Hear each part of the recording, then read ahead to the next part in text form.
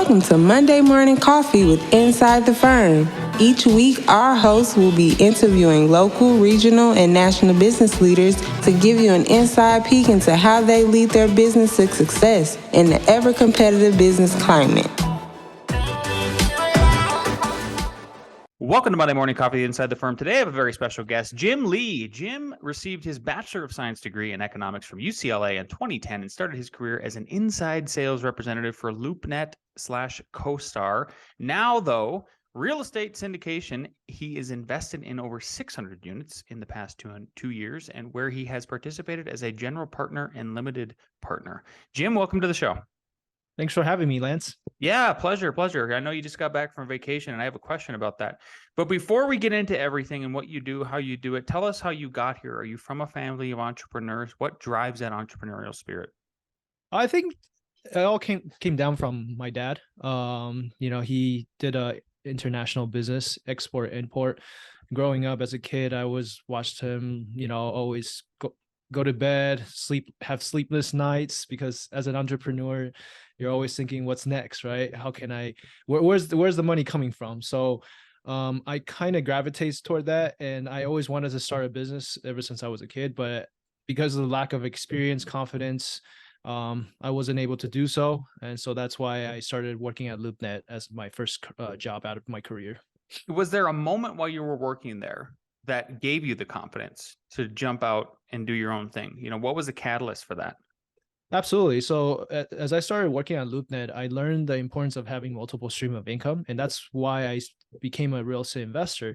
And I realized also, as I was going through my W-2 careers, I realized I can't depend on my salary, because after LoopNet had gotten acquired by Costar, essentially they laid off everyone from LoopNet. And I was part of that, even though I was one of the top sales rep for LoopNet. And that's when I realized, okay, I gotta do something about this. Either I create additional stream of income, or I just become a business owner myself. That way I don't have to rely on anybody else. Got it. And then when you jumped into, so did you go right into real estate as the primary business of what, when you went on your own? Yes. Okay. And what was your connection there? I mean, why real estate? My connection there was based off of the network that I had built working at LoopNet. Just my coworkers, there was a lot of real estate agent that applied for the type of job that I was in, inside sales role. Mm-hmm. Besides that, like I said, I was building connections with other brokers in the other markets in New York, in Texas, in Florida, because as an inside sales, all I had to do is just pick up a phone call, make my daily calls, and collect credit cards over the phone. So it's easy to connect with people across the world, nationwide. I mean, so yeah, so that kind of that helped me in some ways to get involved with real estate, because I'm surrounded by people who's already in the game. So that's why they say it's always surround your people with like-minded people. So that's how you're able to excel. Yeah, 100%. Okay. So I know you just got back from vacation, because you and I were trying to connect earlier. So you've obviously traveled to many countries, different parts of the world. What has been your experience about immersing yourself in those cultures? What has it taught you about yourself? And then how have you implemented those lessons in your entrepreneurship? Yeah, I think the biggest thing that I definitely learned from traveling is be humble. I think one of the biggest trait besides being humble is also having respect. When you travel to another country, you have to show respect to the people, the place, the culture, like you mentioned. Just because one culture may seem different or odd to me, but it's completely normal to them, right? That's what traveling has taught me.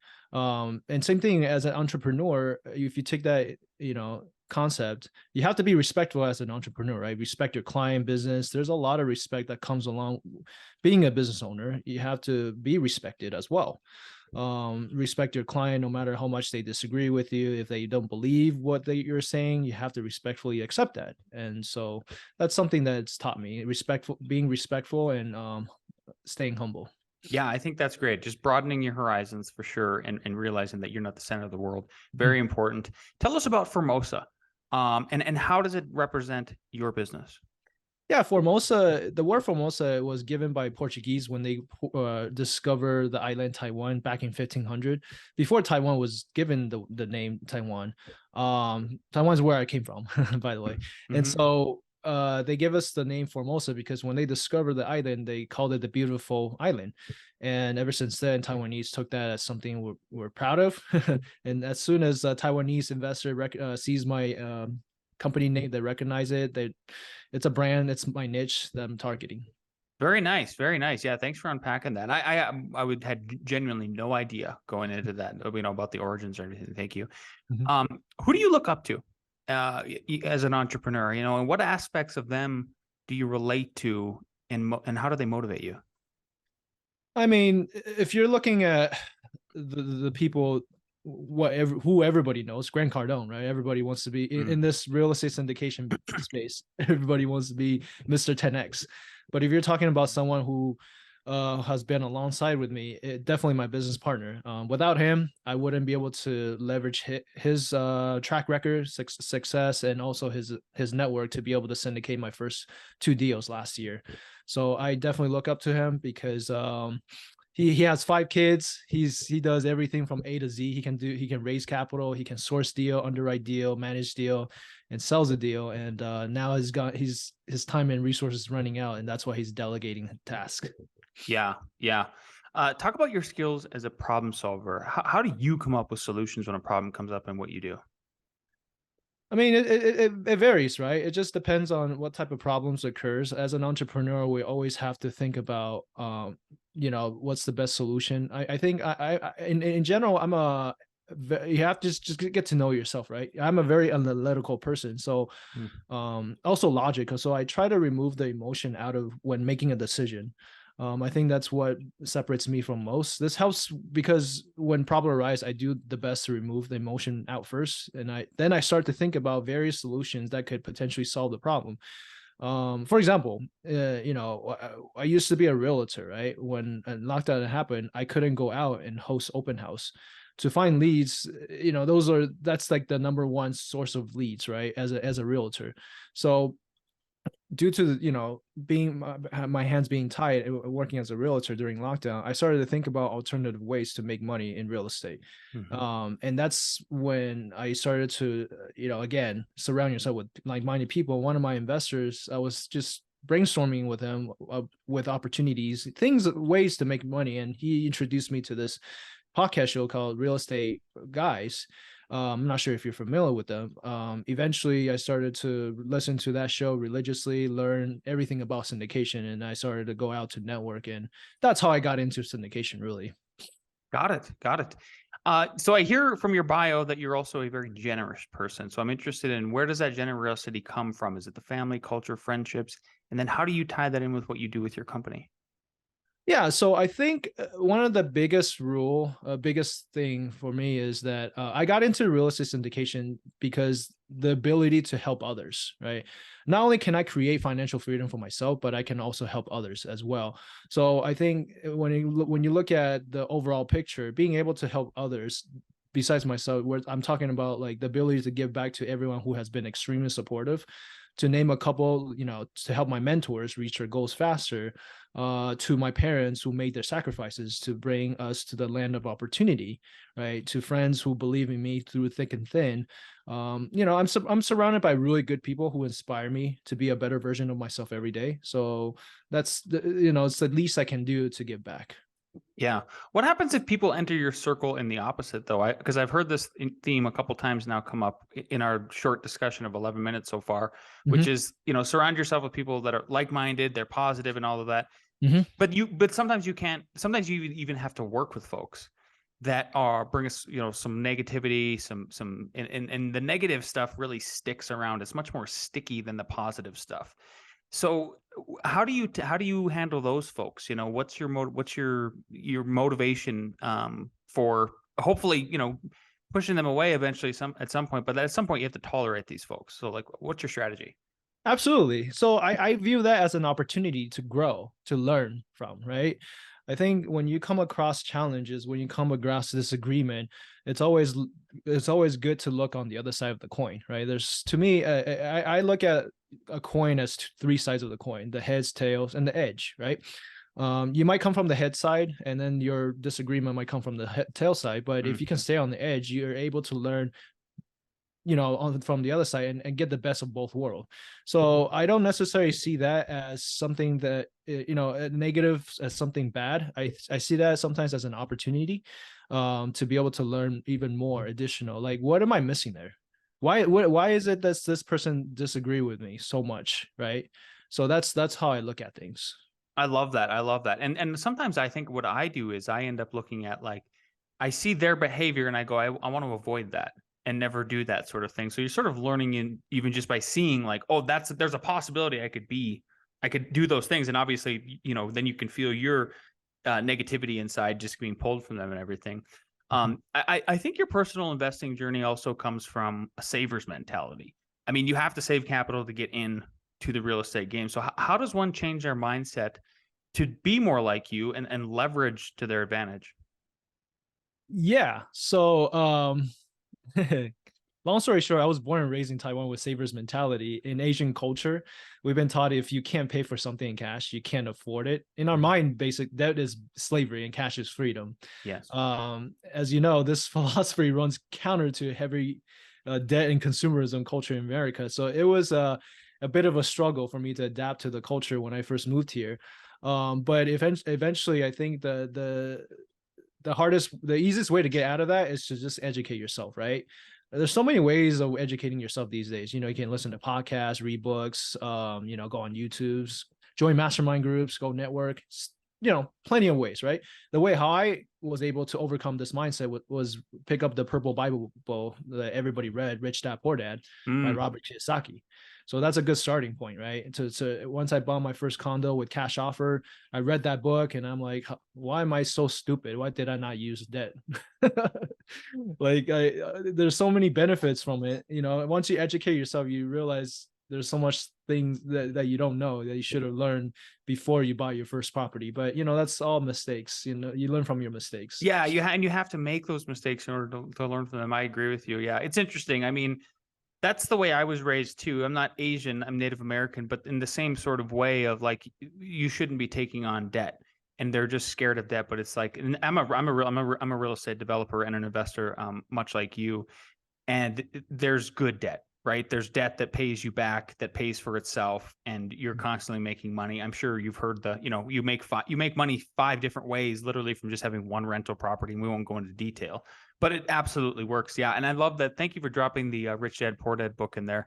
Everybody who's listening should read that book. My two of my children actually read it last year. I paid them in the summer to read it and write a report for it. So you can't state enough how great of a book that is.